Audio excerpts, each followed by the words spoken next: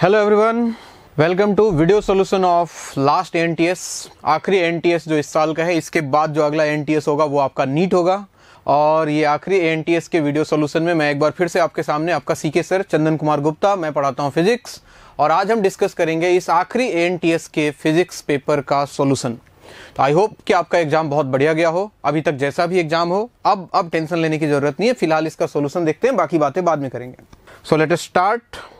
Question number 1 से कहानी शुरू करते हैं। क्वेश्चन नंबर 1, पहला सवाल क्या है? बोल रहा है कि 1 centimetre on the main scale of vernier calliper is divided into 10 equal parts. ठीक है, यानी कि 1 centimetre of the main scale यानी कि डिवाइडेड इनटू 10 इक्वल पार्ट्स, यानी कि 10 मेन स्केल डिवीजन जो है वो किसके बराबर है बच्चों? 1 सेंटीमीटर के बराबर है। यानी कि 1 मेन स्केल डिवीजन किसके बराबर आ जाएगा? 1/10 सेंटीमीटर के बराबर। ठीक, आगे क्या बोल रहा है? If 10 divisions of vernier scale coincide with 8 small division of main scale, यानी कि 10 vernier scale division is equal to 8 main scale division.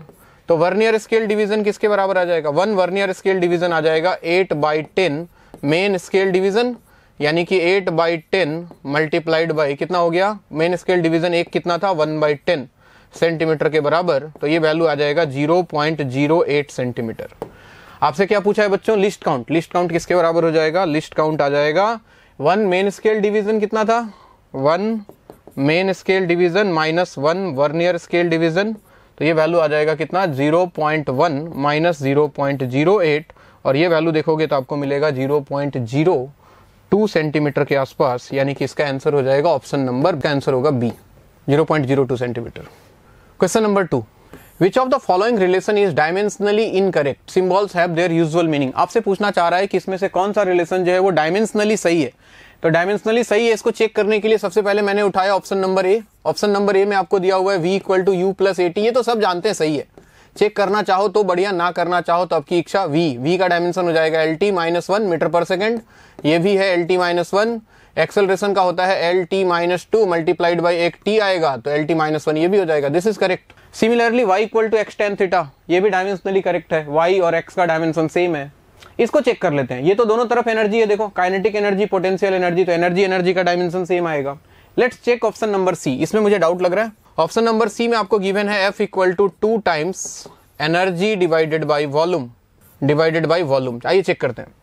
Force का कितना हो गया? मास इंटू एक्सेलरेशन, यानी कि m इंटू एक्सेलरेशन कितना होता है? LT-2 mLT-2 equal to energy का हो जाएगा कितना? mL2T-2 डिवाइडेड बाई वॉल्यूम कितना होगा? LQ। तो ये वैल्यू कितना निकल के आएगा? mL2L3, ये बन जाएगा तुम्हारा L-1 इंटू T-2। और अब ध्यान से देखो तो LHS RHS के बराबर बिल्कुल भी नहीं है, यानी कि आपका ऑप्शन नंबर 3 जो है वो डायमेंशनली करेक्ट है, इनकरेक्ट है सॉरी। तो इसका ऑप्शन नंबर हो जाएगा कौन सा? सी। सही बात। Next question number 3। आइए जी, क्वेश्चन नंबर 3 वेक्टर से रिलेटेड सिंपल सा सवाल लग रहा है।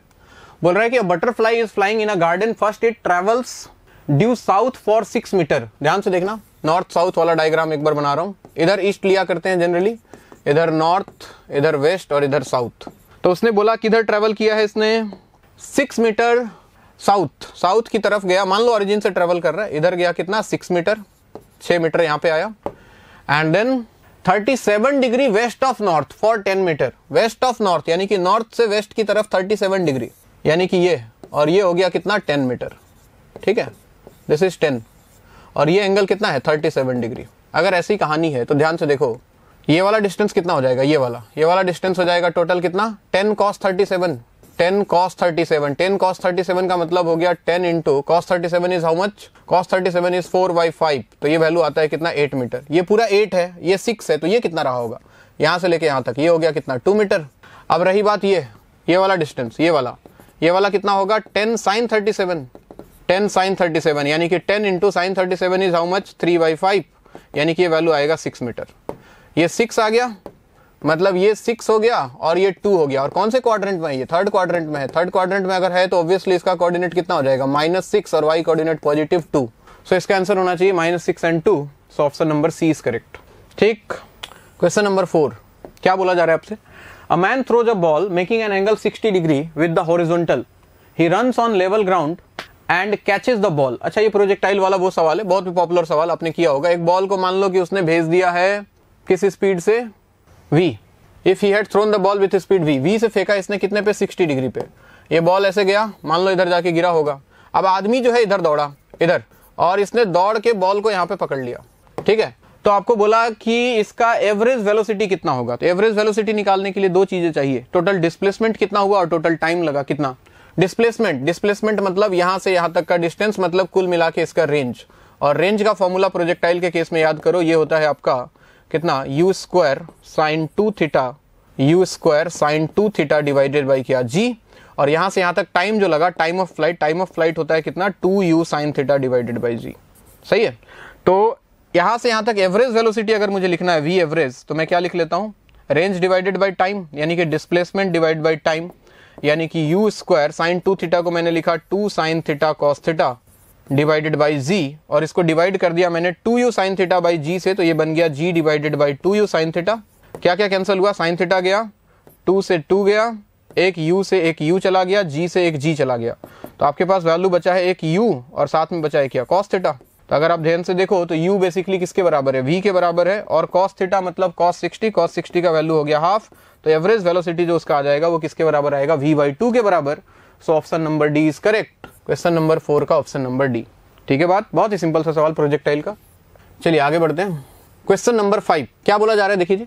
3 particles A, B and C are projected from the same point with the same initial speeds making angle 30, 45 and 60 degree respectively with the horizontal। 3 particle है A, B, C।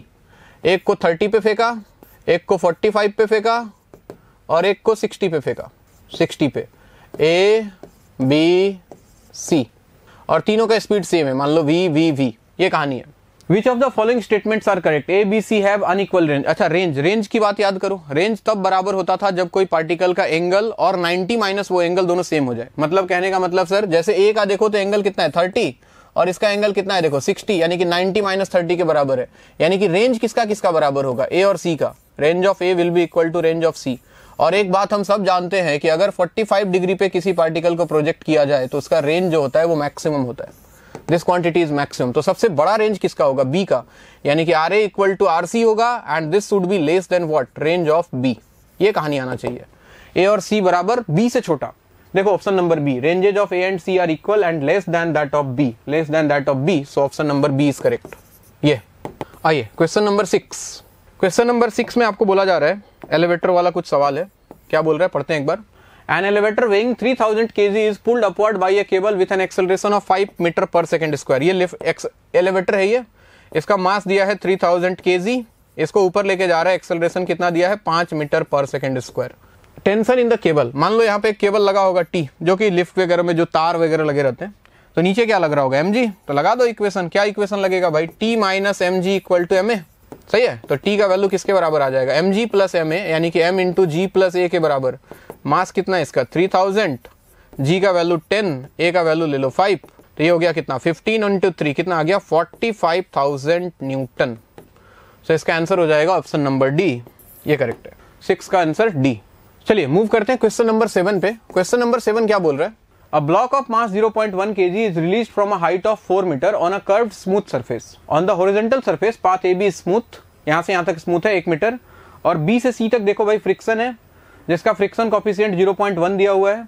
Impact of block with the vertical वाल C is elastic, यहां से elastically collide हो रहा है, मतलब जितने speed से जाएगा उतने स्पीड से C से वापस आएगा, elastic collision. The total distance covered by the block on the horizontal surface before coming to rest.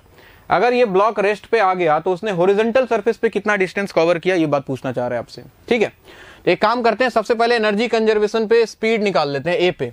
ठीक है, मैंने लिखा K I plus U I equal to K F plus U F. यहाँ पे हमने रेफरेंस लेवल मान लिया है हॉरिजॉन्टल पे। तो इनिशियल काइनेटिक तो 0 है, रिलीज किया, पोटेंशियल एनर्जी हो गया mgh, फाइनल काइनेटिक मान लो हाफ mv स्क्वायर, स्पीड मान लो ए पे v हो चुका है, यहाँ पे फाइनल पोटेंशियल हो गया 0, m से m गया तो v स्क्वायर का वैल्यू आ गया 2gh, 2 इंटू 10 इंटू h का वैल्यू कितना था 4, तो v स्क्वायर का वैल्यू आ गया कितना 80, यानी कि v आ गया √80 बेसिकली। यानी कि अब देखो क्या होगा, सुनो कहानी में, a पे स्पीड का वैल्यू आ गया √80 या फिर v स्क्वायर का वैल्यू 80, तो यहां से यहां तक स्मूथ है तो b पे भी स्पीड सेम रहेगा, कांस्टेंट स्पीड से मूव करेगा। लेकिन बी के बाद उस पर फ्रिक्शनल फोर्स लगेगा, और फ्रिक्शनल फोर्स लगेगा तो एक्सेलरेशन आएगा, बेसिकली रिटार्डेशन, जो कि इसके स्पीड को कम करने की कोशिश करेगा। तो मैं एक काम करता हूं, सबसे पहले इस सरफेस के लिए रिटार्डेशन का वैल्यू निकाल लेता हूं और फिर देखता हूं बी से सी जाने में उसका स्पीड कितना कम हो रहा है। कैसे सर? फ्रिक्शन फोर्स कितना लग जाएगा? म्यू एम जी, ठीक है। तो एक्सेलरेशन कितना आ जाएगा? Mu m g divided by m, यानी कि म्यू जी के बराबर। म्यू का वैल्यू है 0.1, जी का वैल्यू 10, तो एक्सेलरेशन का वैल्यू आ गया कितना? 1 मीटर पर सेकेंड स्क्वायर। चाहो तो आप इसको रिटार्डेशन भी बोल सकते हो। अब देखना from B to C, from B to C, ठीक है, डिस्टेंस कितना ट्रेवल कर रहा है? 2 मीटर का। मैंने फॉर्मूला लगाया v square equal to u square plus 2as, यानी कि वी स्क्वायर माइनस 2as, ठीक है। तो वी स्क्वायर का वैल्यू कितना आ जाएगा? वी स्क्वायर, ये वी है बेसिकली, वी स्क्वायर का वैल्यू कितना है? 80 माइनस 2 एक्सेलरेशन 1, डिस्टेंस कितना ट्रेवल किया? 2, तो 80 माइनस 4, वी स्क्वायर का वैल्यू कितना आ गया? 76 मीटर, यूनिट छोड़ो इसका, वी स्क्वायर, यानी कि यहां से चला था वी स्क्वायर का वैल्यू था 80 या फिर √80, जब यहां पहुंचा तो स्पीड हो गया कितना इसका? √70, यानी कि अगर स्क्वायर के टर्म में बात करें तो 80 से कितना पहुंच गया ये? 80 से कितना, सॉरी 76 तक, 80 से कितना? 76 तक पहुंच गया, यानी कि 4 का डिक्रीमेंट हो रहा है। अब सोचना, यहां से यहां तक 4 का डिक्रीमेंट हुआ, अब यहां पे सेम स्पीड से रिटर्न होगा, बीसी से टकराया था, बीसी से वापस आएगा, तो वीसी से वीबी तक आने पे फिर से 4 घट जाएगा, यानी कि जब वापस ये वीबी तक आएगा तो 76 से इसका वैल्यू कितना हो चुका होगा? 72 हो चुका होगा। समझ में आ रही है बात? क्योंकि स्पीड सेम है, एक्सेलरेशन सेम है, रिटार्डेशन सेम है। तो जब यहां पहुंचेगा तो इसका स्पीड हो जाएगा कितना? 72, और यहां से लेके बाकी कहानी तो स्मूथ है, तो यहां तक एनर्जी कंजर्व रहेगा, ऊपर जाएगा, जितना डिस्टेंस जाएगा वापस आएगा, यहां तक इसका स्पीड वापस इसको सेम मिलेगा, कितना? 72। अब फिर 72 से आगे जाएगा, 72 से आगे जाएगा, फिर से रिटार्डेशन लगेगा, सी तक पहुंच के फिर से 4 कम हो जाएगा तो 68 हो जाएगा, फिर वापस आएगा, फिर 4 कम हो जाएगा बी पे, तो वैल्यू हो जाएगा 64। यानी कि एक फ्रिक्शनल सरफेस पे जब ये मूव कर रहा है तो अप एंड डाउन में इसका वी स्क्वायर का जो वैल्यू है वो 8 के फैक्टर से कम हो रहा है। अब सोचना कहानी को ध्यान से, 8 के फैक्टर से कम हो रहा है। जब ये स्टार्ट किया था चलना तो वीबी पे इसका वैल्यू कितना आया था? 80, यहाँ पे 80 आया था, और एक राउंड मारने में 8 से कम हो जा रहा है। तो अगर 80 को मैं 0 बनाना चाहता हूं तो इसको कितना राउंड मारना पड़ेगा? इमेजिन करो, इसको मारना पड़ेगा टोटल 10 राउंड, क्योंकि एक राउंड में 8 कम हो रहा है और टोटल वैल्यू कितना है? 80 के बराबर है। तो अगर इसने 8 राउंड यहां पे मार दिया, सॉरी 10 राउंड यहां पे मार दिया, तो 10 × 8 कितना हो जाएगा? वैल्यू 80 के बराबर, यानी कि कंप्लीट 10 राउंड के बाद इसका वेलोसिटी फाइनली 0 हो जाएगा और वो रेस्ट पे आ जाएगा। अब मुझे पता करना है कि 10 राउंड में इसने हॉरिजॉन्टल डिस्टेंस कितना कवर किया। अब ध्यान से सोचना, थोड़ा दिमाग लगाना, हो सकता है यहां पे थोड़ा कंफ्यूज हो जाओ। देखो, पहला राउंड तो पूरा कंप्लीट कर रहा है, हॉरिजॉन्टल सरफेस की बात करूं तो पहला राउंड तो पूरा गया आया, यानी कि 1 + 2 3 और 3, टोटल कितना डिस्टेंस ट्रेवल किया? 6, यानी कि एक राउंड में ये 6 मीटर का डिस्टेंस ट्रेवल कर रहा है। तो मैं बोलूंगा सर टोटल 10 राउंड में कितना हो जाएगा? 10 × 6 60 मीटर। नहीं, 9 राउंड तो ये कंप्लीट चक्कर मारेगा, लेकिन 10वें राउंड में ये जाएगा और वापस आके यहां आते आते इसका स्पीड 0 हो जाना है बी पे, यानी कि टोटल 3 मीटर कवर नहीं कर रहा है, 1 मीटर कम करेगा। क्या मेरी बात समझ पा रहे हो? एक राउंड में ये टोटल 6 मीटर ट्रेवल कर रहा था, 9 इसका कंप्लीट राउंड होगा, कंप्लीट, तो 9 × 6 54, लेकिन 10वां जो राउंड होगा जाएगा कितना? 3, और आएगा कितना? 2 5, यहां पे स्पीड 0 हो जाएगा, उसके आगे नहीं जाएगा ये। तो इसका टोटल कितना आंसर हो जाएगा? 9 × 6 54 प्लस अगले राउंड में कितना? 3 और 2 5, कितना आ गया? 5। कितना आंसर आ जाएगा? 54 + 5 कितना? 59 मीटर का डिस्टेंस ट्रेवल करने के बाद फाइनली ये ब्लॉक क्या होगा? रेस्ट पे आ जाएगा, रुक जाएगा। तो अगर इसका आंसर देखा जाए 7 का, देखिए answer 59 metre, option number C, so C is correct. थोड़ा सा बढ़िया सवाल, क्या बढ़िया है, सिंपल ही है। आइए question number 8। Question number 8, with what minimum speed v must a small ball should be pushed inside the smooth. अच्छा, बोल रहा है कि इसको कितना मिनिमम स्पीड वी दिया जाए ताकि ये कहां पहुंच जाए? टॉप ऑफ द ट्यूब, ये यहां तक पहुंच जाए, ऊपर तक। एनर्जी कंजर्व कर लेते हैं, ठीक है। इसको रेफरेंस लेवल मान के इसका इनिशियल एनर्जी मैंने लिखा KI + UI, kinetic plus potential must be equal to K final + U final. यहां पे रेफरेंस मान रहा हूं मैं, ग्रेविटेशनल पोटेंशियल एनर्जी 0, तो इनिशियल पोटेंशियल एनर्जी कितना हो जाएगा इसका? mgh, और अगर स्पीड v दिया है तो काइनेटिक एनर्जी हो जाएगा कितना? ½ mv²। फाइनली जब ये घूम के जस्ट यहां पहुंचेगा तो इसका काइनेटिक 0, स्पीड मान लो 0 हो गया, और पोटेंशियल एनर्जी कितना हो जाएगा? mg × हाइट कितना हो गया? 2r, तो काइनेटिक 0, पोटेंशियल हो जाएगा mg × 2r के बराबर। m गया, तो यहां से देखो v square by 2 equal to, इसको उधर भेजो तो इधर है तुम्हारा 2gr माइनस ये कितना हो गया gh 2 को उधर भेज दो, दोनों से g कॉमन, तो v square equal to 2 into g भी कॉमन कर लो तो 2g अंदर आ जाएगा कितना 2r माइनस h, तो v का वैल्यू आ जाएगा अंडर रूट में 2g into 2r minus h। और अगर ध्यान से देखो ऑप्शन नंबर डी आपको दिखाई दे रहा है, बिल्कुल सही है, so option D is correct. ठीक, क्वेश्चन नंबर 9 आइए। देखो क्या बोल रहा है, the moment of inertia of a ring of mass m and radius r about pq axis, यानी कि इस वाले एक्सिस के अबाउट भाई हमें इसका मोमेंट ऑफ इनर्शिया निकालना है रिंग का। ध्यान से देखो, इसका ये जो रिंग है, इस रिंग का इसके अबाउट मोमेंट ऑफ इनर्शिया निकालने के लिए सबसे पहले इस वाले एक्सिस के अबाउट मोमेंट ऑफ इनर्शिया पता होना चाहिए। और इस वाले एक्सिस के अबाउट मोमेंट ऑफ इनर्शिया अगर याद करें, ये वाला डायमेट्रिकल एक्सिस के अबाउट, तो यहाँ पे मोमेंट ऑफ इनर्शिया इसका हो जाएगा कितना mr स्क्वायर, तो एक्सिस के अबाउट होता है, ये वाले एक्सिस के अबाउट, तो डायमीटर के अबाउट कितना mr square by 2 ix plus iy equal to iz perpendicular axis theorem से। ठीक है, अब इसके बाद लगाओ पैरेलल एक्सिस थ्योरम, कितने डिस्टेंस पे है r डिस्टेंस पे ये एक्सिस है और इसके पैरेलल है, तो इसके अबाउट मोमेंट ऑफ इनर्शिया कितना हो जाएगा i equal to I not plus mr square, और आई नॉट का वैल्यू कितना है mr square by 2 plus mr square, तो ये वैल्यू आ जाएगा कितना 3mr स्क्वायर डिवाइडेड बाई 2 के बराबर। Option number C is correct, तो इसका आंसर हो जाएगा सी। बहुत ही सिंपल, मोमेंट ऑफ इनर्शिया का बहुत सिंपल सवाल। Question number 10, the coordinate of the centre of mass of a system as shown in figure. कौन सा सेंटर है भाई, कौन सा फिगर है? अच्छा, इसका सेंटर ऑफ मास आपसे पूछ रहे हैं। ठीक है, सेंटर ऑफ मास कैसे लिखेंगे हम, एक्सियम और वाईसीएम लिख लेते हैं। एक्सियम का वैल्यू कैसे लिखोगे, एक्सियम का वैल्यू हो जाएगा m1 x1 plus m2 x2 plus m3 x3 divided by m1 plus m2 plus m3। एकदम बिल्कुल बेसिक यूज करते हैं। इसका देखो मास m, लेकिन एक्स कोऑर्डिनेट सेंटर ऑफ मास का 0 ही होगा, कितना हो जाएगा इसका m इंटू 0। दूसरे वाले का हो जाएगा m इंटू, इसका सेंटर ऑफ मास यहाँ पे लाई करेगा तो इसका एक्स कोऑर्डिनेट होगा a, प्लस इसका कितना हो जाएगा m इंटू, इसके भी सेंटर ऑफ मास का एक्स कोऑर्डिनेट 0 है, divided by m plus m यानी कि 3m, m से m कैंसिल होकर ये वैल्यू आएगा a बाई 3। सिमिलरली YCM भी लिखोगे तो क्या लिखोगे m1 y1, तो इसका तो 0, m2 y2 इसका भी 0, प्लस इसका लिखोगे m3 y3 मतलब m into a divided by 3m, और ये वैल्यू भी निकल के आएगा a बाई 3। सो आंसर हो जाएगा a बाई 3 यानी कि option number C. So question number 10 का आंसर हो जाएगा सी, सही बात।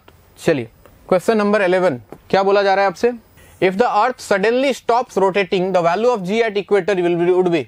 याद करो, अर्थ का स्ट्रक्चर याद करो। अगर ये एंगल थीटा होता था, ये इक्वेटर है, ये एंगल थीटा है, तो यहाँ पे जो जी का वैल्यू निकाला करते थे, अगर ये ओमेगा से घूम रहा है तो यहाँ पे जी का जो वैल्यू आता था जी डैश इक्वल टू आता था G minus omega square R cos square theta, ऐसा कुछ वैल्यू आता था। तो इक्वेटर के लिए तो थीटा 0 हो जाएगा, थीटा 0 रख दोगे तो जी डैश का वैल्यू कितना बनेगा जी माइनस ओमेगा स्क्वायर आर, ये आएगा वैल्यू।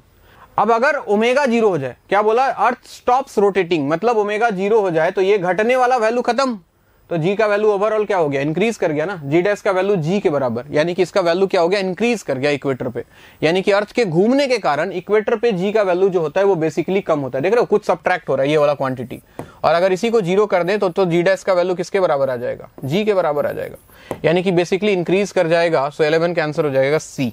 ठीक, question number 12, if acceleration due to gravity at any point is g.2, acceleration due to gravity, ठीक है, फोर्स पर यूनिट मास, बेसिकली उसी को एक्सेलरेशन बोलते हैं, then the intensity of gravitational field at that point will be. देखो दोनों same चीजें हैं, ग्रेविटेशनल फील्ड बोले या फिर कोई इंटेंसिटी बोले या फिर एक्सेलरेशन ड्यू टू ग्रेविटी बोले, सारी एक ही बातें हैं।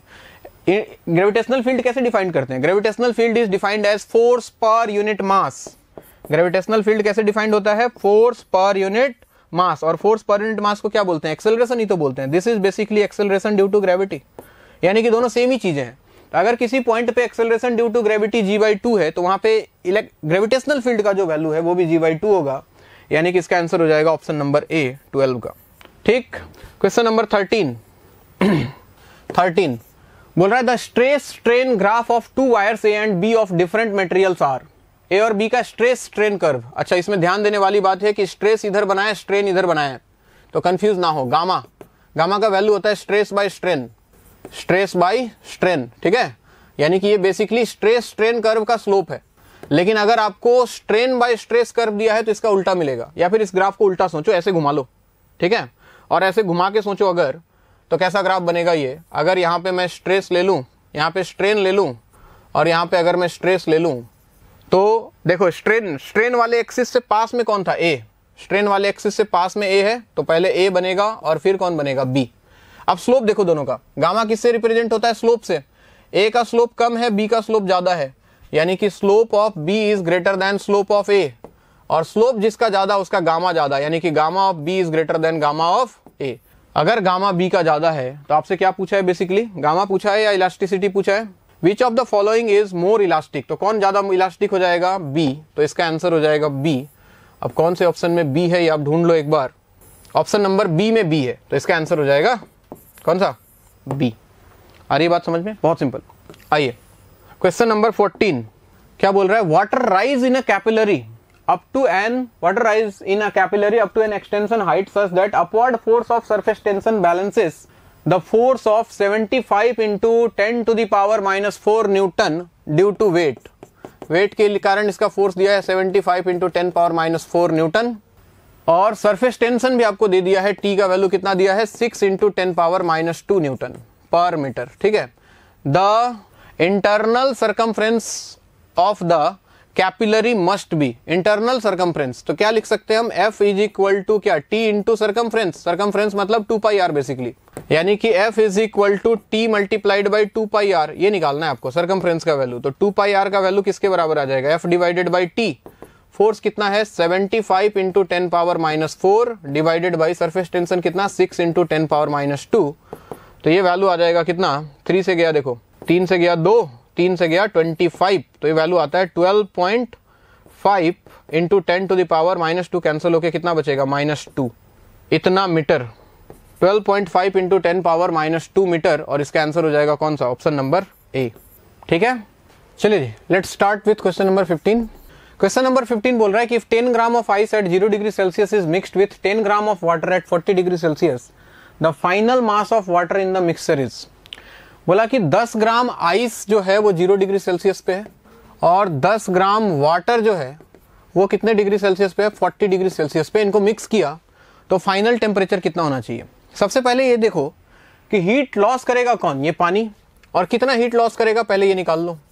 अगर मान लो कि दोनों को मिलाने के बाद कोई एक इंटरमीडिएट टेम्परेचर मान लेता हूं मैं, सपोज 0 डिग्री सेल्सियस पानी बन रहा है, लेट अस अज्यूम, तो इसने हीट लॉस कितना किया, हीट लॉस करेगा ये ms डेल्टा टी, मास कितना है 10, स्पेसिफिक हीट कितना वाटर का 1 डेल्टा टी, 40 से 0 में आएगा तो 40, यानी कि 0 डिग्री सेल्सियस तक आने में ये 400 कैलोरी का हीट लॉस करेगा।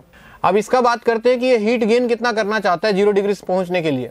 अगर मैं चाहूं कि पूरा आइस पिघल जाए तो कितना हीट गेन होगा इसका, पिघलने के लिए फेज चेंज हो रहा है मतलब ml, मास है 10, लैटेंट हीट ऑफ आइस होता है 80, मतलब कितना आ रहा है 800 कैलोरी। अब देखो भाई सोचने वाली बात क्या है, सोचने वाली बात यह है अगर पूरा आइस को पिघलाना है 0 डिग्री सेल्सियस पे लेके आना है तो हमें एनर्जी कितना चाहिए 800 कैलोरी, लेकिन ये एनर्जी दे कितना पा रहा है 400 कैलोरी, मतलब पूरा का पूरा आइस मेल्ट नहीं होगा। और अगर पूरा का पूरा आइस मेल्ट नहीं होगा तो कितना आइस मेल्ट होगा, let us assume m gram ice melts.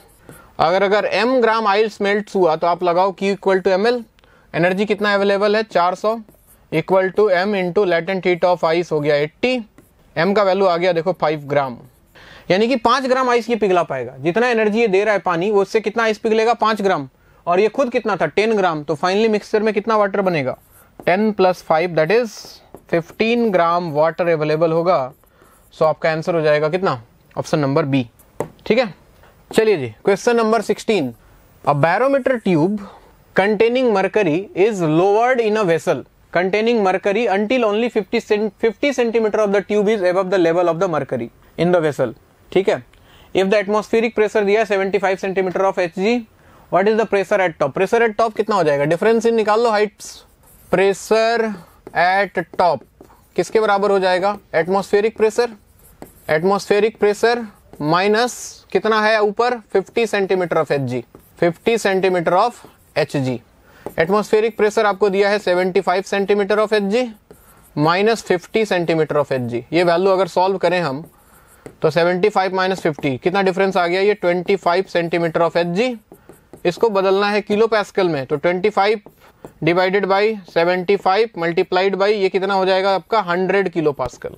यानी कि 1/3 इंटू 100 ये वैल्यू आएगा 33.33 किलो पास्कल के बराबर। तो इसका आंसर हो जाएगा कौन सा, ऑप्शन नंबर ए। ठीक है, क्वेश्चन नंबर 17, ध्यान दें। The average translational kinetic energy of O2 molecules at a particular temperature is 0.048। Kinetic energy, देखो काइनेटिक एनर्जी ट्रांसलेशनल अगर पूछ रहा है आपसे तो ये वैल्यू होता है F into 1/2 kT। Maxwell's law of equipartition law, Maxwell's equipartition law of energy, her degree of freedom के कॉरस्पॉन्डिंग कितना एनर्जी दिया जाएगा, 1/2 kT। तो अगर translational degree of freedom F है तो एनर्जी होगा F इंटू 1/2 kT। टेम्परेचर पे डिपेंड कर रहा है, डिग्री ऑफ फ्रीडम पे डिपेंड कर रहा है। तो आपसे वो पूछना चाह रहा है N2 का, N2 इज अगेन डायटोमिक, दोनों का डिग्री ऑफ फ्रीडम सेम होगा, ट्रांसलेशनल डिग्री ऑफ फ्रीडम 3 के बराबर, और सेम टेम्परेचर की बात कर रहा है। तो ना ये बदल रहा है ना ये बदल रहा है, तो एनर्जी कैसे बदलेगा, इसका भी एनर्जी जो होगा वो 0.048 इलेक्ट्रॉन वोल्ट के बराबर ही होगा। तो इसका आंसर हो जाएगा कितना, ऑप्शन नंबर सी। ठीक, क्वेश्चन नंबर 18 देखिए, क्वेश्चन नंबर 18 क्या बोल रहा है, for a particle in SHM if the amplitude of displacement is a, x का इक्वेशन मान लेते हैं हम a sin ओमेगा t, ऐसा। तो स्पीड क्या हो जाएगा v डैश, डिफरेंशिएट करोगे तो ये बनेगा a omega cos omega t। ठीक है, और इसका वैल्यू a ओमेगा, वेलोसिटी का एम्पलीट्यूड दिया हुआ है कितना, v के बराबर, ये जो है v के बराबर है। एक बार और डिफरेंशिएट करोगे तो एक्सेलरेशन मिल जाएगा, तो ये बनेगा कितना, a ओमेगा स्क्वायर, cos का हो जाएगा माइनस साइन ओमेगा t, और इसका एम्पलीट्यूड कितना है, a ओमेगा स्क्वायर, इसी के बारे में पूछ रहे हैं, एम्पलीट्यूड ऑफ एक्सेलरेशन। तो कितना आ जाएगा वैल्यू बताओ, a इंटू ओमेगा का वैल्यू कितना आएगा यहाँ से, v बाई ए, यहाँ पे v बाई ए रखोगे मतलब v square by A square, एक एक कैंसिल हुआ, ये वैल्यू आएगा v स्क्वायर बाई ए। तो इसका आंसर हो जाएगा v square divide by A, यानी कि option number B for question number 18। ठीक है, क्वेश्चन नंबर 19 क्या बोला जा रहा है आपको, a wave equation which gives the displacement along y direction is given by y equal to 10 to the power minus 4 sin 60t plus 2x when x and y are in meters and t is in time second represents a wave। देखो velocity पूछ रहा है, direction पूछ रहा है, wavelength पूछ रहा है, फ्रीक्वेंसी पूछ रहा है, सब कुछ निकाल देते हैं। सबसे पहले देखो यहाँ बीच में प्लस साइन है मतलब, और x है मतलब ये निगेटिव x एक्सिस की तरफ जा रहा है, डायरेक्शन ये होगा इसका। v का वैल्यू क्या होता है, इक्वेशन देख के, ओमेगा बाई k के बराबर, ओमेगा कितना है 60, k का वैल्यू कितना है 2, तो वैल्यू कितना आ जाएगा 30 मीटर पर सेकेंड।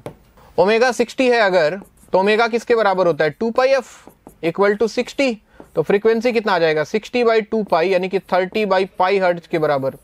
k का वैल्यू क्या दिख रहा है आपको 2, और k किसके बराबर होता है 2π divided by lambda equal to 2 से 2 उड़ गया, तो लैम्डा का वैल्यू कितना आ जाएगा पाई, तो वेवलेंथ हो जाएगा इसका पाई, गलत, फ्रीक्वेंसी 60/π गलत, travelling with a velocity of 30 metre per second बिल्कुल सही, in negative x direction, this is also correct. ठीक है, तो option number A is correct. Option number D पढ़ लो एक बार, amplitude 10 to the power minus 4 centimetre, नहीं एम्पलीट्यूड सेंटीमीटर में नहीं होगा, this will be in metre. ठीक है, क्योंकि यहाँ लिखा हुआ है x and y are in metres, so option number D is wrong, option number A is correct for question number 19।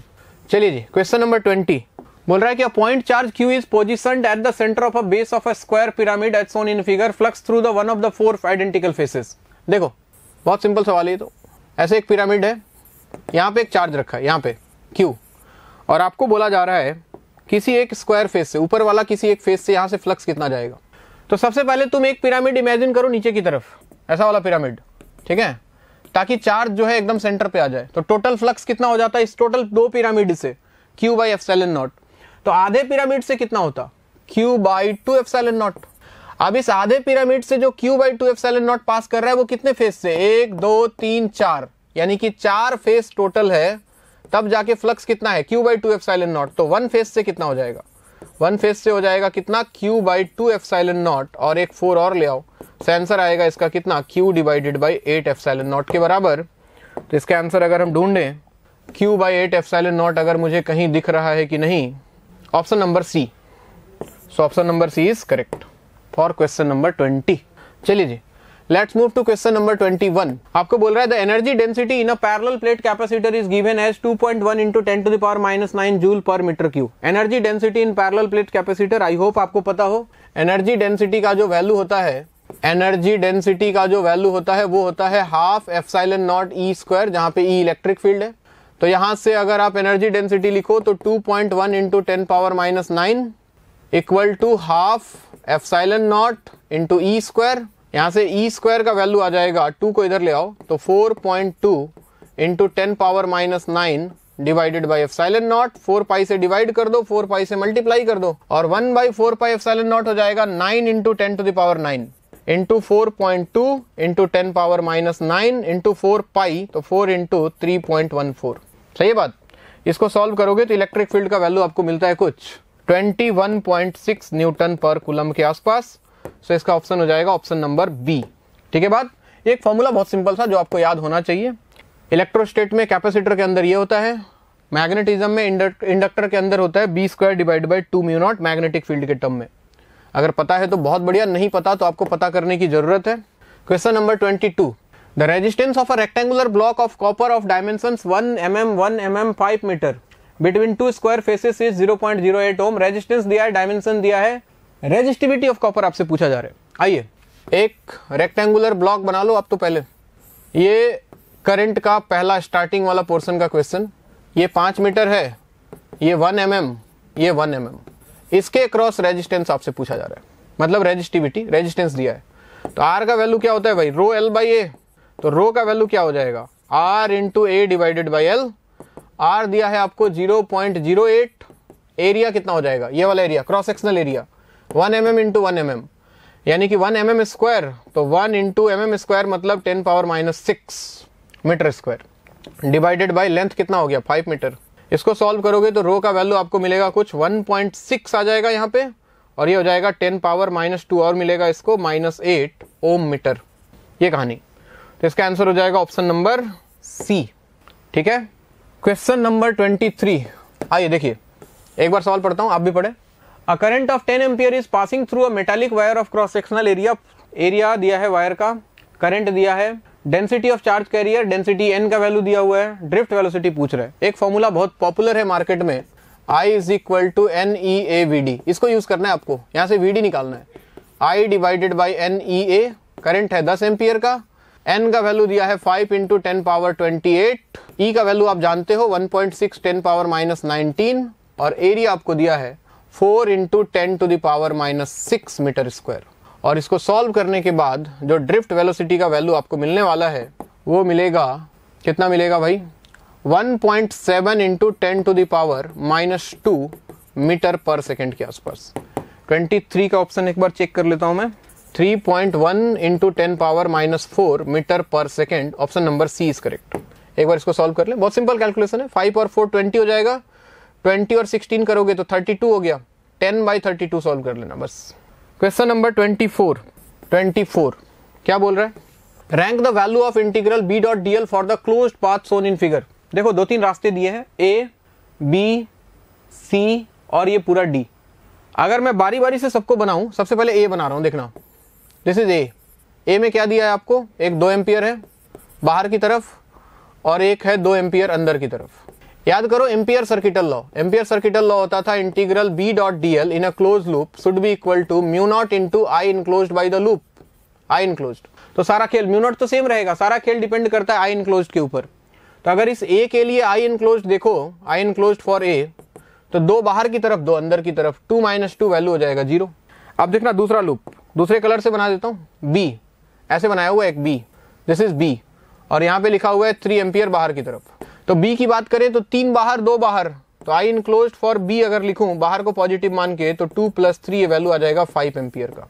c देखो ये है, इन दोनों को मिला के c कर दिया उसने, पिंक कलर लड़कियों का फेवरेट कलर c है ये c। ठीक है। अब आई इनक्लोज्ड फॉर c लिखूं अगर मैं तो कितना आ जाएगा वैल्यू, 3 बाहर 2 अंदर, तो 3 - 2 कितना आएगा 1 एम्पियर। और जो पूरा बनाया है पूरा, this is d, this is d।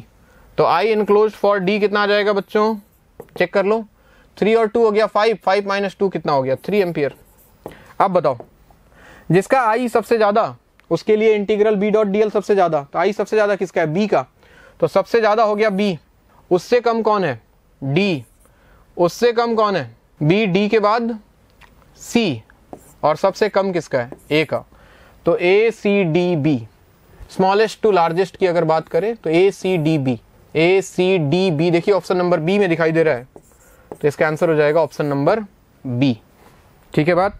चलिए जी क्वेश्चन नंबर 25, 25 में क्या बोला जा रहा है, core of electromagnets are made of ferromagnetic material. सबसे पहले तो देखो फेरोमैग्नेटिक मटेरियल का परमिएबिलिटी हाई होता है, ठीक है, परमिएबिलिटी उसका हाई होता है, तो हाई परमिएबिलिटी वाला आंसर होगा। और दूसरा चीज रिटेंटिविटी पूछ रहे हैं। Retentivity is the property of material to retain its magnetic behaviour even after the external magnetic field is removed. External magnetic field को हटाने के बाद भी मटेरियल कितना बढ़िया मैग्नेटिक बिहेवियर शो कर रहा है, और इसी से बनता है परमानेंट मैग्नेट। अगर रिटेंटिविटी ज्यादा तो परमानेंट मैग्नेट बनने की कैपेबिलिटी ज्यादा है, जैसे कि स्टील सबसे बढ़िया परमानेंट मैग्नेट है, ठीक है। लेकिन हम उसको इलेक्ट्रोमैग्नेट में यूज नहीं करते हैं। इलेक्ट्रोमैग्नेट में वो फेरोमैग्नेटिक मटेरियल चाहिए जिसका रिटेंटिविटी कम हो, मतलब जिसको मैग्नेटाइज और डीमैग्नेटाइज करने में कम एनर्जी खर्च हो, यानी कि इलेक्ट्रोमैग्नेट्स के लिए रिटेंटिविटी का वैल्यू लो होना चाहिए। So retentivity should be low and permeability should be high. So option number B, option number B, ठीक है। क्वेश्चन नंबर 26 आइए जी, क्या बोला जा रहा है। The horizontal component of earth magnetic field, earth का मैग्नेटिक फील्ड दिया है horizontal, magnetic flux linked with the coil of area 1 metre square and having 5 turns which plane is normal to the horizontal magnetic field. Plane जो है normal है magnetic field के, मान लो कि ये कॉइल है और ये मैग्नेटिक फील्ड मान लेते हैं बाहर की तरफ, प्लेन इसके परपेंडिकुलर हो गया, तो फ्लक्स किसके बराबर होता है, फ्लक्स होता है बी ए कॉस थीटा के बराबर। तो B A cos theta multiplied by number of turns, value रख दो। बी कितना दिया है, बी है 3 इंटू 10 टू द पावर -5, ठीक है। एरिया कितना है इसका 1 मीटर स्क्वायर, कॉस थीटा, देखो एरिया वेक्टर बाहर मैग्नेटिक फील्ड बाहर, तो कॉस जीरो तो 1 हो जाएगा, और नंबर ऑफ टर्न्स कितना है 5।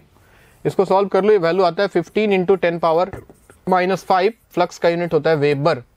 सो option number C is correct for question number 26 solve कर रहा था C. Let's move to question number 27। बोल रहा है the phase difference between the alternating current and voltage represented by the following equation. देखो phase difference निकालना है।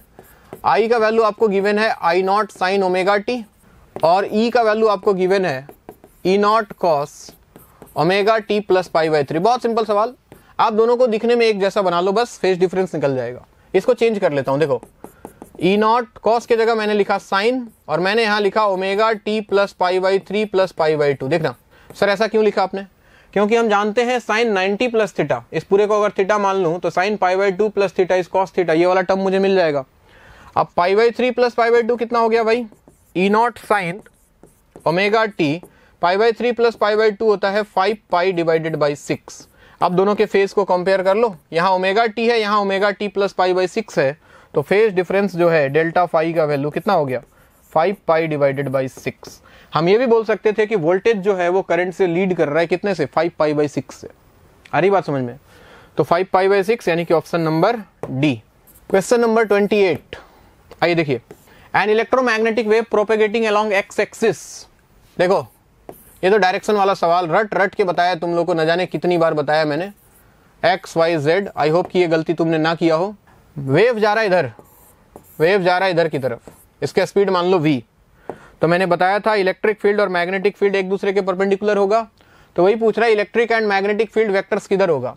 जिधर भी होगा उन दोनों का क्रॉस प्रोडक्ट इसके बराबर होना चाहिए, यानी कि ये वेव किधर जा रहा है आई कैप की तरफ, किधर जा रहा है आई कैप की तरफ, ठीक है। तो इलेक्ट्रिक फील्ड और मैग्नेटिक फील्ड का क्रॉस प्रोडक्ट जो है आई के बराबर आना चाहिए। तो इलेक्ट्रिक फील्ड को अगर इधर मान लेता हूं ई और मैग्नेटिक फील्ड को इधर मान लेता हूं बी, तो ध्यान से देखो ई क्रॉस बी भी के बराबर आ जाएगा, यानी कि जे क्रॉस के शुड बी इक्वल टू आई। मतलब इलेक्ट्रिक फील्ड वाई एक्सिस की तरफ और मैग्नेटिक फील्ड जेड एक्सिस की तरफ, तो Y axis and Z axis will be the answer. Clear है बात, बहुत सिंपल सवाल, बच्चों वाला सवाल, तो आंसर हो जाएगा इसका ए। नेक्स्ट क्वेश्चन नंबर 29 देखिए, if the velocity of light in glass is 2 × 10⁸ metre per second, then is velocity. अच्छा, वेलोसिटी किसी भी मीडियम में अगर देखा जाए तो इनवर्सली प्रोपोर्शनल टू क्या होता है, म्यू के बराबर। तो मुझे लिखना है Vg बाई VW किसके बराबर आ जाएगा, ग्लास और वाटर, तो ऊपर आएगा म्यू W और नीचे आएगा म्यू ऑफ वाटर। सही बात, म्यू W तो नीचे आ जाएगा म्यू ग्लास, ठीक है। तो मुझे निकालना है वेलोसिटी इन वाटर, VW का वैल्यू किसके बराबर आ जाएगा, ये इसको इधर भेजो, तो mu g divided by mu W into VG, रखो वैल्यू। म्यू जी दिया है 1.5 मतलब 3/2, म्यू W दिया है 4/3 और VG का वैल्यू दिया है 2 × 10⁸। ठीक है बात, ये ऊपर जाके बन गया 9 डिवाइडेड बाई 8 इंटू 2 × 10⁸। 2 से गया 4, 9/4 का वैल्यू होता है कितना 2.6 2.25 into 10 to the power 8, 2.25 into 10 to the power 8 metre per second. Option number D is correct. बिल्कुल सिंपल सवाल, बिल्कुल कॉन्सेप्चुअल, छोटा सा।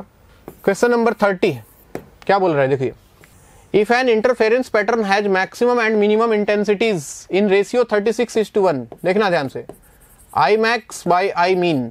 अगर आपको याद हो तो इसका वैल्यू होता है किसके बराबर, एम्पलीट्यूड की बात कर रहा है ना, तो एम्पलीट्यूड ये बनता है मैक्सिमम कितना होता है, a1 plus a2 whole square divided by minimum क्या, a1 minus a2 whole square.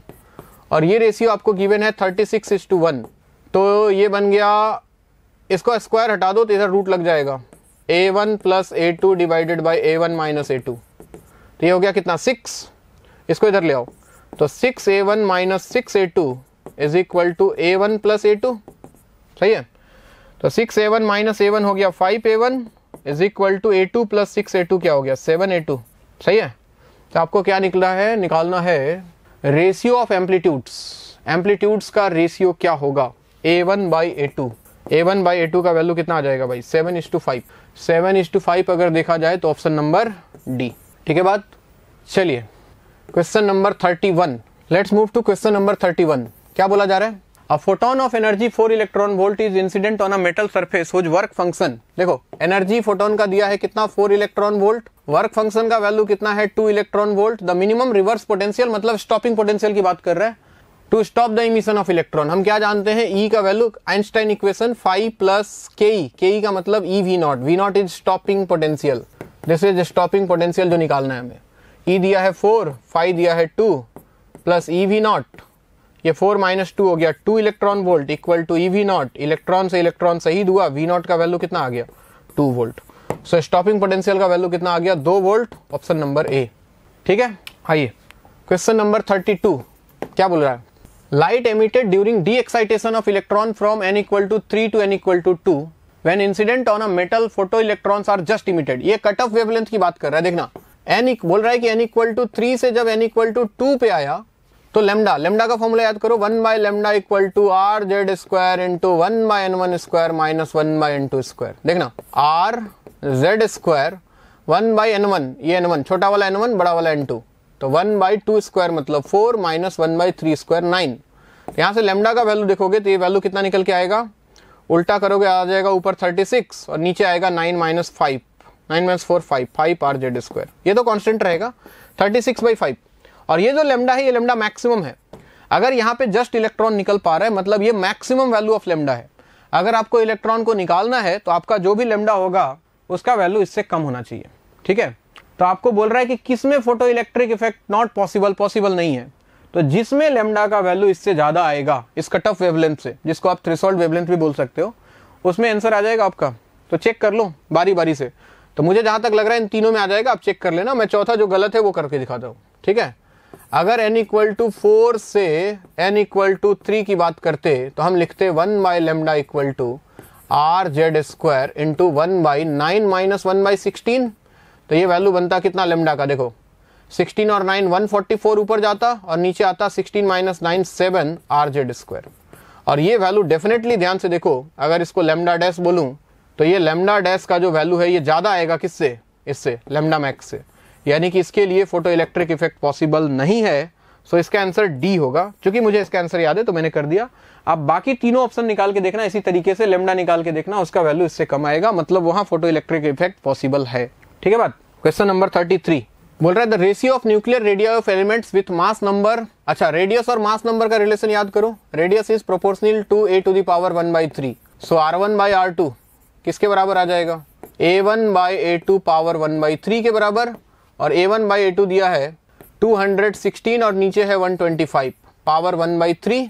आप इसको लिख सकते हो, देखो ये 6 का होल क्यू है और ये 5 का, तो 6/5 पावर 3 होल पावर 1/3, तो ये वैल्यू आ जाएगा कितना 6:5। So option number C is correct, ठीक है बात। Okay let's start question number 34।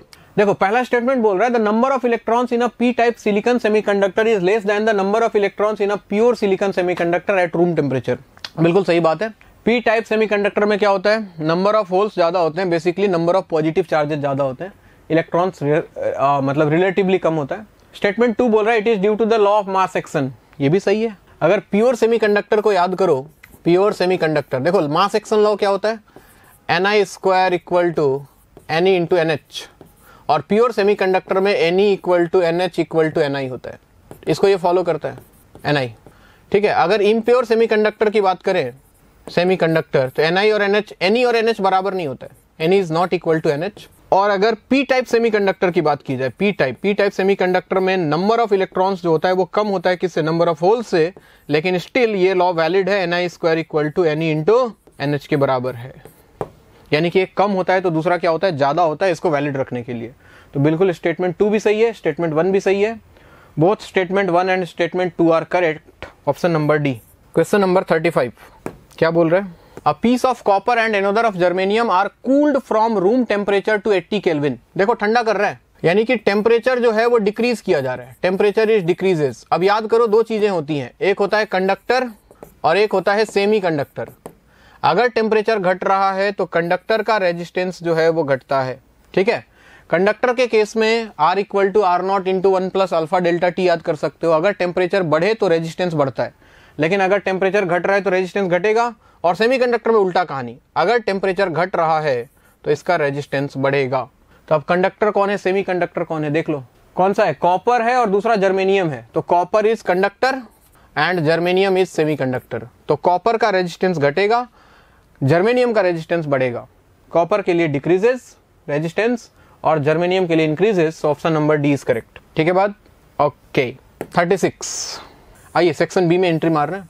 The resistive force acting on a body moving with velocity v through a fluid at rest is given by, F का value आपको दिया हुआ है देखो, kv² a divided by rho. v velocity, a area, rho density, k कोई constant है, F force है। Dimension of k, k का डायमेंशन निकालना है, k किसके बराबर आ गया, F rho divided by v² a। F होता है क्या, mLt-2। डेंसिटी हो गया मास बाई वॉल्यूम, यानी कि ml-3, ठीक है। और v हो गया LT-1 होल स्क्वायर, यानी कि L2T-2, ठीक है, L2T-2। और एरिया क्या हो गया L2। तो कितना आ गया वैल्यू देखो, m2 हो गया, m पावर 2। L की बात करें तो L, और यहाँ पे है L पावर -3, तो L पावर कितना हो गया ये -2, L पावर -2, और नीचे है L पावर 4, ऊपर जाके -4, तो m2 L हो गया -6। और t की बात करें तो t-2 कैंसिल हो गया, m power 2 L power -6, m power 2 L power -6। देखिए ऑप्शन नंबर बी, तो 36 का आंसर हो जाएगा B. Next 37, a motorcycle is travelling on a curve track of radius 500 metre if the coefficient of friction between the tyres and road is 0.5 with g equal to 10 metre per second square, then what should be the maximum speed to avoid skidding. ये तो बहुत common सा सवाल है भी। Maximum जो होता है वो किसके बराबर होता है, mu R g, under root mu R g, mu R into g, mu g R. तो म्यू का वैल्यू कितना दिया है आपको 0.5, जी 10, रेडियस कितना है 500, ठीक है। तो ये हो गया 5 और 500, रूट 2500 बाहर निकल के कितना बन जाएगा 50 मीटर पर सेकेंड, ये मैक्सिमम स्पीड है। So option number C is correct, ठीक। Question number 38, Newton's law of motion और फ्रिक्शन का कॉम्बाइंड सवाल, बहुत ही कॉमन सवाल, आपने पक्का किया होगा, मुझे पूरा विश्वास है। 2 blocks are connected by ideal long string passing over an ideal fixed pulley as shown in figure. If the system is released from rest, then common speed v of the blocks when they move a distance of 2 meter। अच्छा 2 metre move करने के बाद इनका speed कितना होगा। चलो दोनों का फ्री बॉडी डायग्राम बना लेता हूं मैं। पहले m1 को उठाता हूं। जो सबसे इंपॉर्टेंट चीज होता है वो है फ्री बॉडी डायग्राम। इधर लग रहा है टेंशन, मान लो कि इधर इसका एक्सेलरेशन a है, इधर लगेगा इस पे फ्रिक्शन f, बस दो ही तो फोर्स है। तो क्या लिखूंगा मैं, T1 minus F equal to M A, मतलब M1 है। T1 माइनस फ्रिक्शन फोर्स कितना हो जाएगा, म्यू एम जी। म्यू कितना दिया है भाई, mu mu mu mu mu mu, what is mu, 0.5। तो 0.5, M1 का वैल्यू है कितना 6 इंटू 10, तो ये वैल्यू आ जाएगा कितना, ये तो 5 हो गया, 5 इंटू 6 30 न्यूटन हो गया। तो T1 माइनस 30 इक्वल टू कितना 6a, इक्वेशन 1। दूसरा वाला ब्लॉक को पकड़ो M2, मान लो ये नीचे जा रहा था एक्सेलरेशन, सेम एक्सेलरेशन से, तो नीचे हो गया m2g, ठीक है, और ऊपर क्या लग रहा है टेंशन, तो इसका इक्वेशन क्या बनेगा, m2g minus T equal to m2a।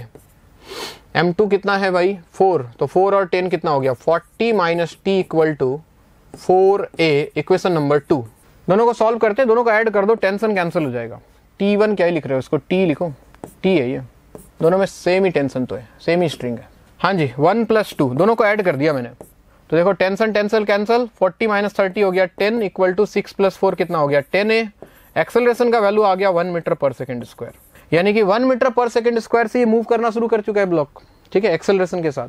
तो बोला कि जब 2 मीटर मूव कर जाएगा तब इसका स्पीड कितना होगा, तो हम फॉर्मूला लगा देते हैं कौन सा, v² = u² + 2as। ध्यान दें v कितना निकालना है, इनिशियल स्पीड 0 + 2 इंटू एक्सेलरेशन कितना आया 1, डिस्टेंस कितना ट्रेवल किया 2, तो v² = 4, तो v का वैल्यू कितना आ जाएगा 2 मीटर/सेकंड, यानी कि 2 मीटर ट्रेवल करने के बाद इनका जो कॉमन स्पीड होगा वो कितना हो जाएगा 2 मीटर/सेकंड, यानी कि आंसर हो जाएगा इसका ए 38 के लिए। क्वेश्चन नंबर 39 असर्शन रीजन, चलिए पढ़ते हैं। असर्शन बोल रहा है कि वर्क डन बाय और against gravitational force in moving a body from one point two another is independent of the actual path followed between 2 points. बिल्कुल सही बात। क्यों, कोई वजह, रीजन क्या है, ये वर्क डन पाथ से इंडिपेंडेंट होता है क्योंकि ये कंजर्वेटिव फोर्स है, और कंजर्वेटिव फोर्स के कारण वर्क डन पाथ इंडिपेंडेंट होता है, किसी भी रास्ते से ले जाओ, इनिशियल फाइनल पॉइंट। रीजन क्या बोल रहा है, ग्रेविटेशनल फोर्सेस आर कंजर्वेटिव, बहुत सही, both are correct and correct explanation भी है, both A and R are true and R is not गलत, तो इसका आंसर क्या हो जाएगा 39 का, करेक्ट एक्सप्लेनेशन वाला 39 का हो जाएगा, both A and R are true and R is the correct explanation of A, तो 39 का आंसर हो जाएगा डी भाई, D. Question number 40 a thin circular ring of mass capital M and radius R. ये तो देखो एंगुलर मोमेंटम वाला सवाल है, सबने किया होगा ये बोला घूम रहा है, कितने से घूम रहा है, ओमेगा से, मास m है, रेडियस r है, ठीक। 2 particles having mass m each are now attached at diametrically opposite point. ऐसे लाके 2 पार्टिकल रख दिया, यहाँ पे मास m, यहाँ पे मास m, तो फाइनल एंगुलर वेलोसिटी वही conservation of angular momentum I1 ω1 = I2 ω2, ये यूज कर रहा हूँ। इनिशियली सिर्फ रिंग था, तो इसका मोमेंट ऑफ इनर्शिया कितना mr² इंटू ओमेगा कितना ओमेगा, फाइनली रिंग और प्लस ये 2 मास और, तो मोमेंट ऑफ इनर्शिया क्या हो जाएगा mr² प्लस इसका mr², इसका mr², स्मॉल m है, तो mr² इंटू 2, ठीक है, मल्टीप्लाइड बाई क्या ω2 निकालना है, r² गया, तो ω2 का वैल्यू कितना आ जाएगा भाई m omega, capital M omega divided by capital M plus twice small m omega divided by capital M plus twice small m, option number B, ठीक है बात। क्वेश्चन नंबर 41 देखिए, बोल रहा है the gravitational field in space is given by, gravitational field दिया हुआ है आपको E मान लो या फिर E बोल लो, 4i cap plus 5j cap, Ex और Ey दिया है basically. If a mass of 1 kg moves from 1 1 to 4 3, देखो 1 1 से 4 3 लेके जा रहे हैं, तो वर्क डन पूछेगा इसमें, work done by gravitational field, अच्छा ग्रेविटेशनल फील्ड के कारण, एक्सटर्नल नहीं पूछा है, तो वर्क डन हो जाएगा -m इंटू डेल्टा वी। सबसे पहले डेल्टा वी निकाल लेते हैं, दोनों के बीच में पोटेंशियल डिफरेंस कितना आ जाएगा, इस दोनों पॉइंट के बीच में, ये होता है minus of integral Ex dx minus integral क्या Ey dy। आइए, तो माइनस Ex का वैल्यू कितना है 4 dx माइनस Ey का वैल्यू क्या है 5 dy, डायरेक्टली भी लिख सकते हैं 4 इंटू डेल्टा एक्स, वैसे भी लिख सकते हो, आपकी इच्छा है, मैं ऐसे लिख देता हूँ, -4 तो बाहर आ गया, dx का x हो जाएगा, और लिमिट कहाँ से कहाँ तक जा रहा है 1 से 4, और ये कहाँ से कहाँ जा रहा है 1 से 3, तो यहाँ पे आ जाएगा 4 - 1 और यहाँ आ जाएगा 5 इंटू 3 - 1, तो ये वैल्यू आ गया 4 - 1 3 इंटू -4 -12, और ये हो गया 2, तो -5 इंटू 2 हो गया 10, यानी कि -22 वोल्ट, ठीक है। ये पोटेंशियल डिफरेंस है, तो work done by gravitational force लिखना है आपको, ग्रेविटेशनल फोर्स, ठीक है। क्या लिखोगे, जैसे वहां पे Q इंटू डेल्टा वी होता था, यहाँ पे होगा M इंटू डेल्टा वी, लेकिन विथ अ माइनस साइन, या फिर V initial minus V final. तो माइनस ऑफ मास कितना है 1 kg का मास को मूव कर रहे हैं, और डेल्टा वी है -22, तो ये वैल्यू कितना आ जाएगा भाई 22 जूल के आसपास, option number C is correct for question number 41। सही बात। आइए क्वेश्चन नंबर 42 तो ऐसे ही हो जाएगा, बोल रहा है gas has 1 specific heat capacity 2 specific heat. अब देखो गैस का स्पेसिफिक हीट वो अलग अलग प्रोसेस पे डिपेंड करता है, आइसोथर्मल के लिए अलग, आइसोबारिक के लिए अलग, आइसोकोरिक के लिए अलग, एडियाबेटिक के लिए अलग, और भी कोई प्रोसेस है तो उसके लिए अलग। तो जितने तरह के प्रोसेस हो सकते हैं उतने तरह के स्पेसिफिक हीट हो सकते हैं इसके, तो इसका आंसर हो जाएगा option number C, infinite number of heat capacities, ठीक है। आइए 43 ऑर्गन पाइप वाला सवाल है क्या। In a resonance tube, 2 successive positions of resonance are obtained at 15 cm and 48 cm। अच्छा L1 मान लो 15 cm है और L2 का वैल्यू मान लेते हैं कितना 48 cm है, ठीक। If the frequency of the fog दिया हुआ है, then the velocity of sound क्या लिख सकते हैं हम, L2 - L1 क्या लिखोगे, L2 - L1 आ गया 48 cm minus 15 cm, L2 48 cm पे क्या लिख सकते हो इसको 3 λ/4, ठीक है ना, एक के लिए लैम्डा बाई 4, तो L2 का वैल्यू कितना आ जाएगा 3 लैम्डा बाई 4 माइनस L1 कितना आ जाएगा lambda by 4 equal to 48 minus 15 कितना हो गया भाई 33 सेंटीमीटर ना, डिवाइड बाई 100 कर दो, मीटर में आ जाएगा। तो 3 लैम्डा माइनस लैम्डा हो गया 2 लैम्डा बाई 4, यानी कि lambda by 2 equal to 33 by 100, 2 से गया कितना 50, तो लैम्डा का वैल्यू आ गया 33 डिवाइड बाई 50। आपको निकालना क्या है velocity of sound, v equal to क्या लिखोगे आप, v equal to F lambda, frequency आपको दिया था कितना 500 hertz multiplied by 33 divide by 50, 50 से गया 10, 33 इंटू 3 कितना आ गया 330 मीटर पर सेकेंड। इसका ऑप्शन हो जाएगा कौन सा, ऑप्शन नंबर ए। ये था क्वेश्चन नंबर 43। आगे बढ़ते हैं, मंजिल के बहुत करीब हैं।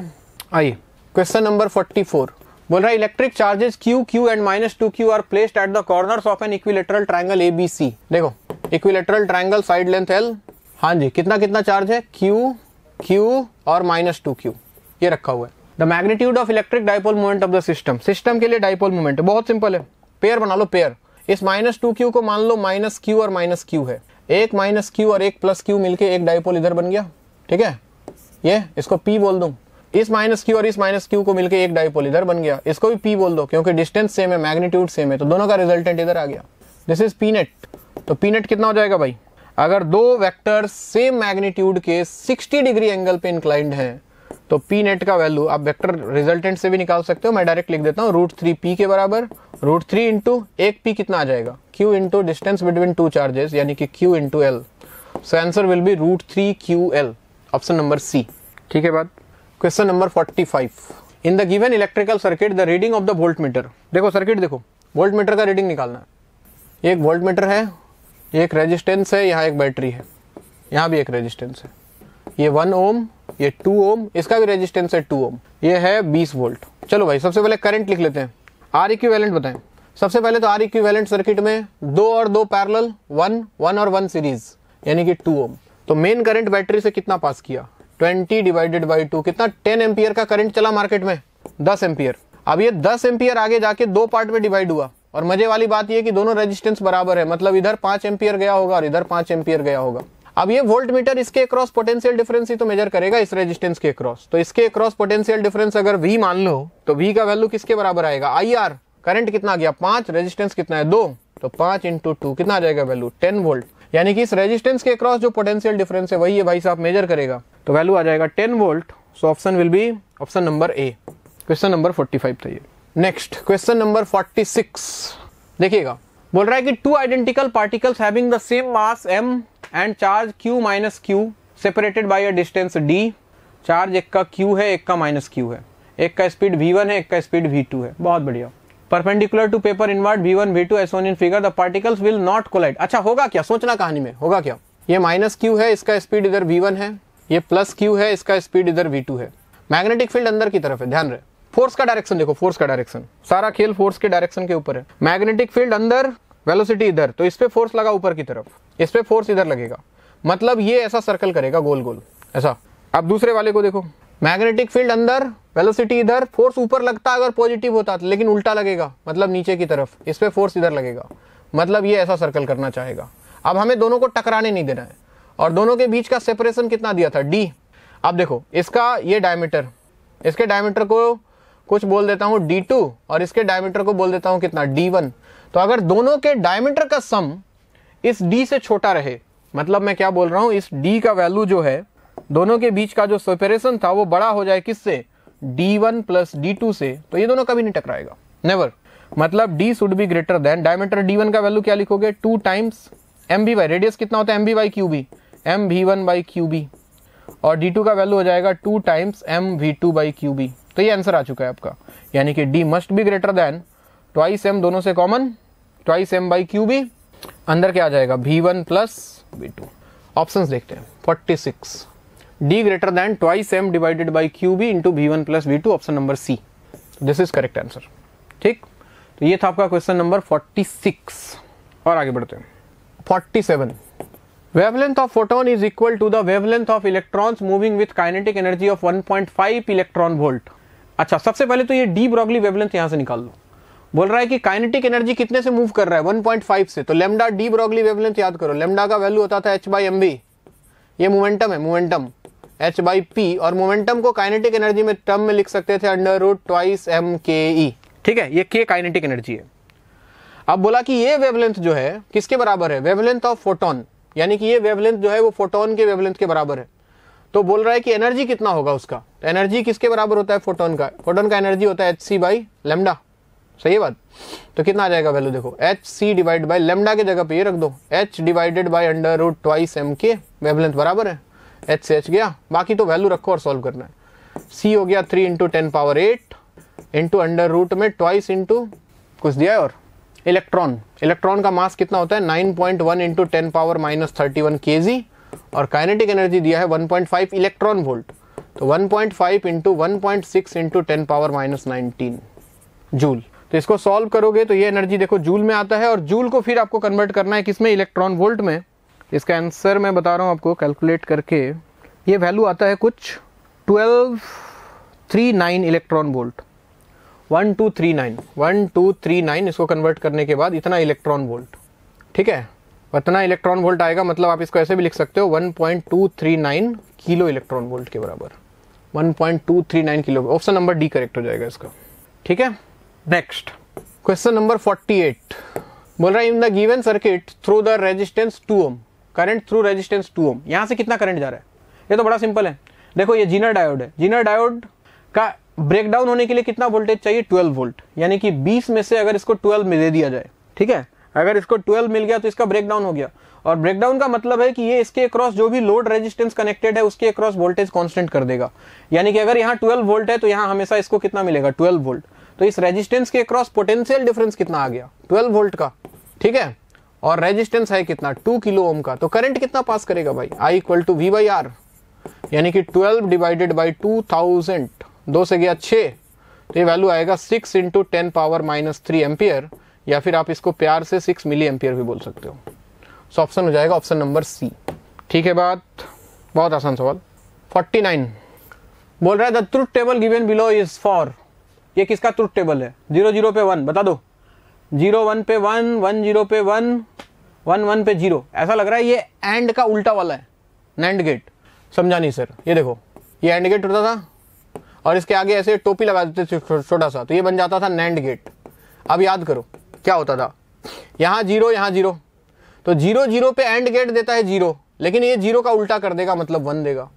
यहाँ 1 यहाँ 1, तो 1 1 पे देता था ये 1, लेकिन इसका उल्टा करके ये इसको 0 दे देगा। देखो वही वाली कहानी हो रही है, 0 0 पे 1 और 1 1 पे 0, और जहां पे ये 0 देता था वहां पे ये 1 देगा।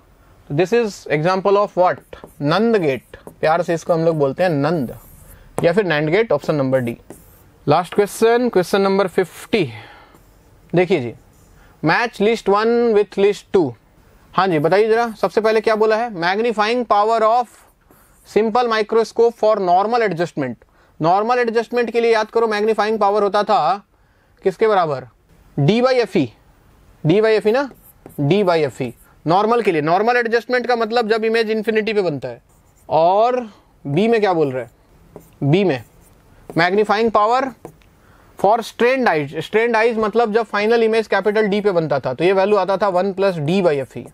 तो देखो ए का D/FE, ए का D/FE यानी कि 4, और इसका हो जाएगा कौन सा 3, A4B3, और ये दोनों क्या है, कंपाउंड माइक्रोस्कोप।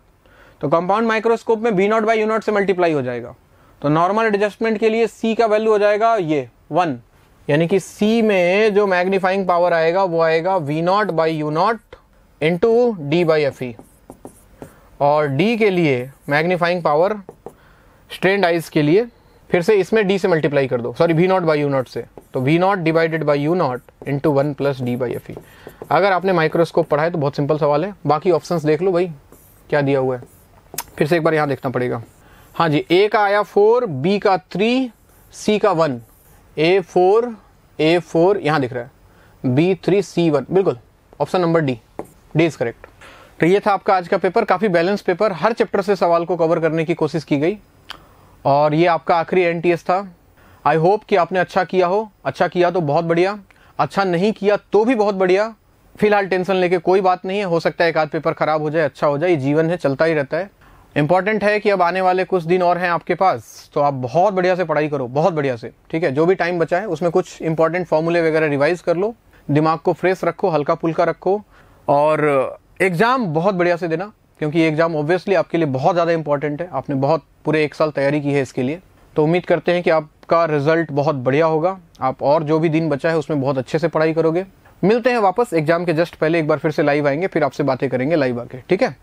तब तक के लिए थैंक यू सो मच, पढ़ाई करते रहे, ऑल द बेस्ट।